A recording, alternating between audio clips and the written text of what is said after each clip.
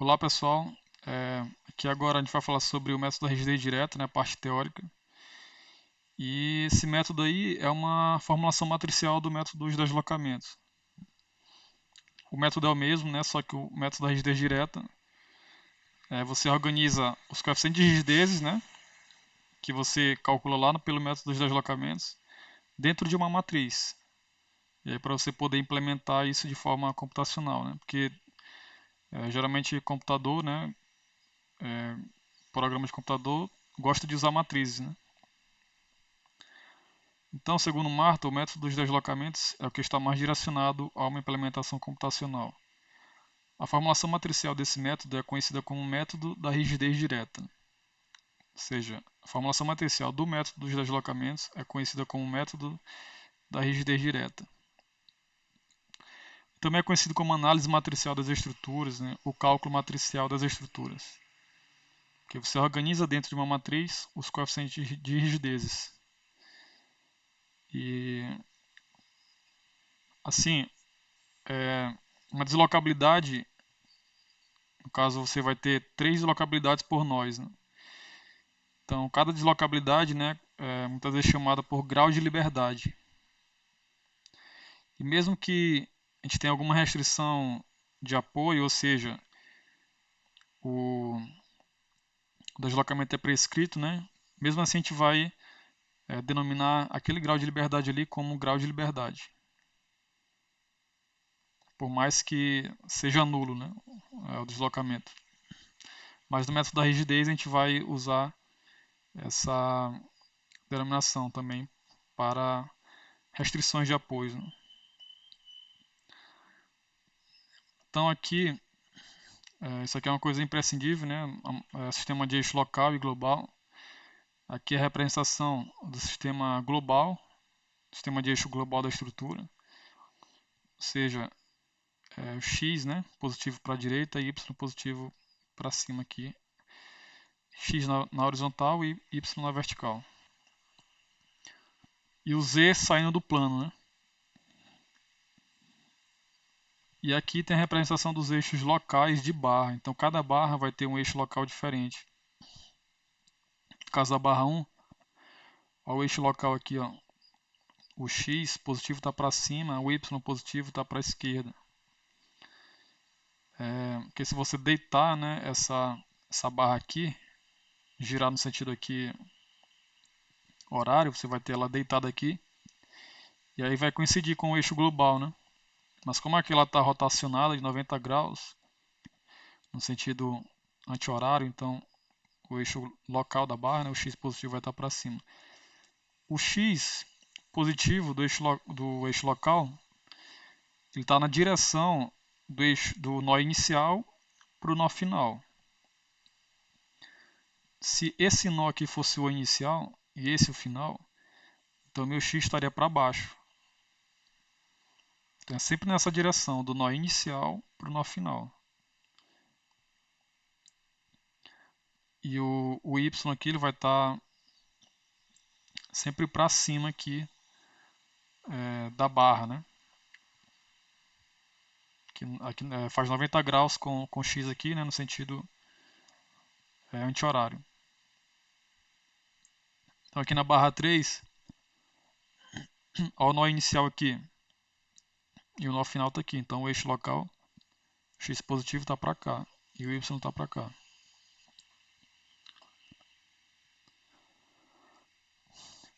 Então, mesma coisa, se o nó inicial fosse aqui e o nó final fosse aqui, então o x estaria para cá, para o outro lado, como positivo. E o y estaria para cá, para baixo aqui, ó. Mesma coisa no nó da barra 2, que a gente pode identificar que o nó inicial está aqui e o nó final está aqui. Então por que eu estou falando também esse negócio de nó inicial e final, né? Porque lá no vetor de espalhamento, ele vai identificar os graus de liberdade da barra 3, por exemplo, a partir desses índices do nó inicial e o nó final. Certo? Para poder montar a matriz de rigidez global de forma correta. Que é a partir do vetor de espalhamento que a gente consegue organizar a matriz de rigidez global. seja um vetorzinho, né, bem pequeno, com 6 elementos, vai organizar uma matriz global de tamanho 3 vezes o número de nós. Se eu tiver 100 nós, então eu vou ter uma matriz de rigidez global 300 por 300.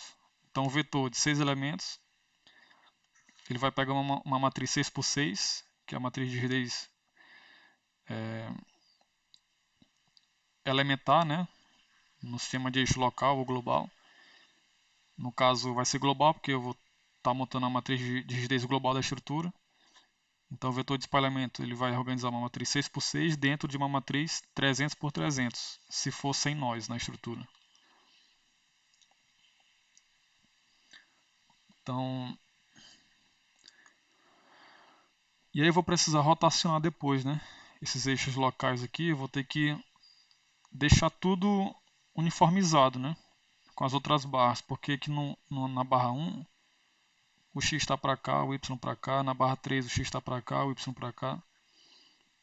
Então eu tenho que uniformizar os eixos, né, de cada barra por respectivo eixo global da estrutura.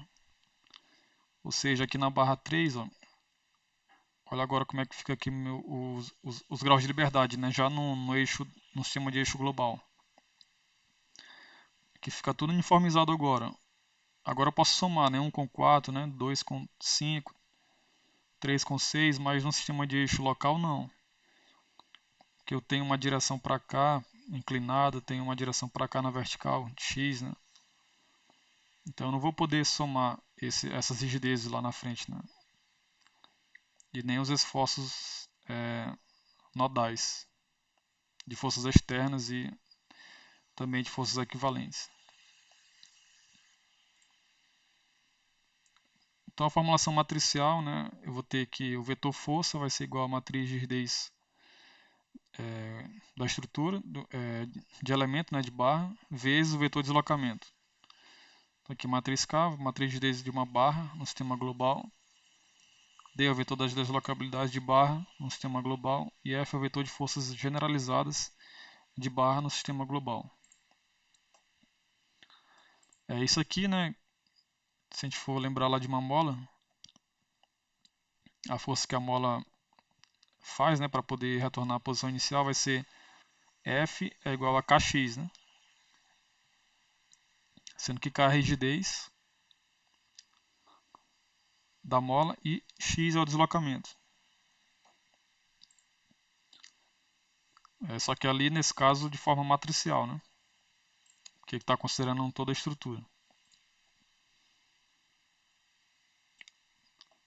Então, é como se a estrutura no total, né, tivesse várias molas, né? Você estivesse calculando ali a rigidez de cada mola, de cada grau de liberdade. Então, aqui alguns dados de entrada para o método dos deslocamentos. Você precisa entrar com o nó, né, e as coordenadas dos nós. Por exemplo, o nó 5 ele vai estar na posição 12, 7. E aí de cara a gente disse que toda a estrutura é livre, né? Todos os graus de liberdade são livres. E aí depois você vai indicando onde é que tem apoio e restringindo aquele grau de liberdade. Aí no caso vai ser fixo, né? Nesse caso aqui, como está fixo em x, em y, em z, significa que é um engarte. No caso, se você estiver trabalhando com molas também, você vai entrar com esse dado aqui da rigidez da mola, né? Se for apoio elástico, né? Com a rigidez aqui do apoio elástico. Os dados das barras. Então, cada barra ele vai pegar o nó inicial e final, né? Por exemplo, a barra 3 está no nó inicial, vai do nó 3 ao 4, né? Ou aqui 4, né, como inicial e 3 como final, né? E aí se tiver rótulo, né, você indica lá, né, qual a extremidade que é rotulada, se for as duas, né? Aí você coloca sim e sim. nas duas extremidades. Na verdade aqui é o nó inicial, o nó final, rótula inicial, rótula final, né? Não sei porque ficou assim.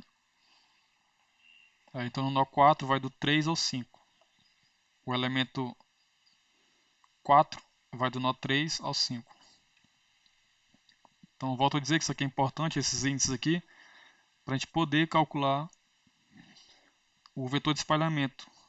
Então eu vou ter vários vetores de espalhamento de acordo com o número de barras da estrutura. Nesse caso aqui eu teria 6 vetores de espalhamento, que eu tenho 6 barras. Então você tem que entrar com o modo de elasticidade também, a área da seção, o momento de inércia. No caso do programa lá, a gente entra com a base e a altura, né? E daí ele calcula a área e o momento de inércia. Ou tem a opção também de seção genérica, né? E aí você entra com a área e com o momento de inércia. Você precisa também entrar com as cargas, né, concentradas. Aí você indica o nó que você quer aplicar as cargas concentradas, e aí você indica a intensidade de cada direção, né? Fx, Fy e carga momento. Aqui os dados de entrada também ainda, né? Carregamento distribuído, indica a barra e indica lá o carregamento. No nosso caso a gente colocou somente QY, a gente não considera QX. E somente na direção local, né? Porque, por exemplo, se a gente quisesse colocar uma carga distribuída aqui em Y, na verdade ela não estaria assim não, aqui na vertical, né? Distribuída na vertical aqui. Ela estaria nessa direção aqui, ó.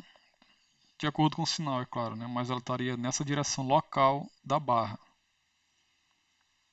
Espero que tenha ficado claro, né? Porque às vezes tem programas aí que você vai indicar uma carga e aí você tem que saber o eixo local da barra, né? E aí se for uma estrutura bem grande, aí você precisa uniformizar os eixos locais e para aplicar logo as cargas em toda a estrutura, né, de forma mais rápida, então você tem que saber aqui a direção do eixo local correto, tá? Para poder entrar com a carga distribuída de forma exata.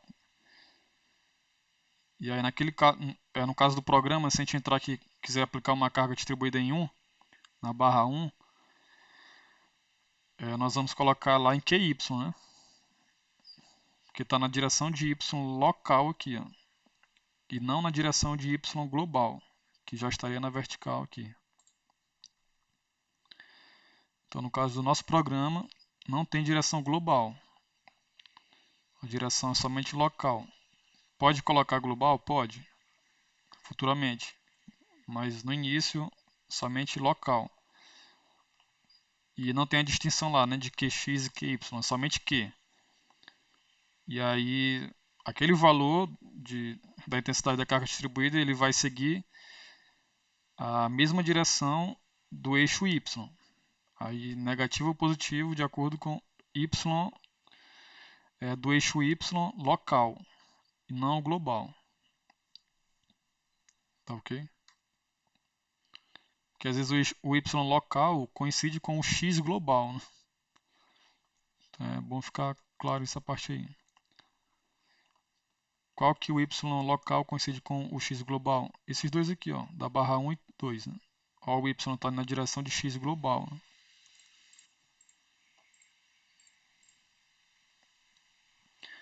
E os resultados também obtidos aí são deslocamentos. Deslocamento em X, em Y e em Z. No nó 1, ó como tem zero aqui, ó, porque é o engarte, né? Então os deslocamentos são zero. E aí ele dá, né, para cada nó, ele vai dar, para cada barra ele vai dar os deslocamentos no nó inicial e final. Reações de apoio também, que a gente pode calcular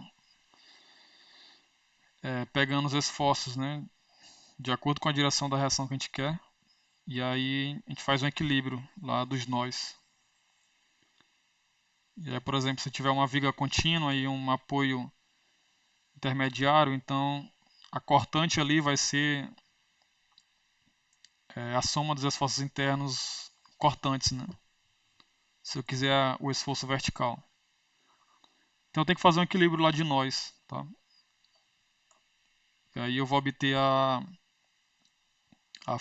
reação de apoio vertical.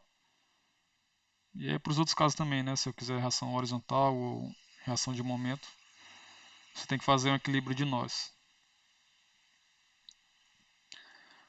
E aqui os resultados, né, de esforços internos nas barras, nas direções locais. Ó. Então, para cada barra, ele dá os esforços normais, inicial, no nó inicial e no nó final. Cortante para o nó inicial e para o nó final. Momento para o nó inicial e para o nó final.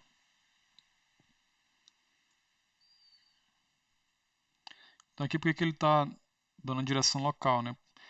Porque primeiro a gente tem a matriz de rigidez no sistema, a matriz de rigidez elementar no sistema de eixo local. A gente rotaciona para o eixo global. Aí depois a gente monta a matriz de rigidez global da estrutura. E aí calculados os deslocamentos, aí a gente volta para o eixo local, né? Para poder calcular os esforços internos nas direções locais, certo? Porque nos programas de computador a gente vai obter os esforços internos nessas direções locais e não nas globais.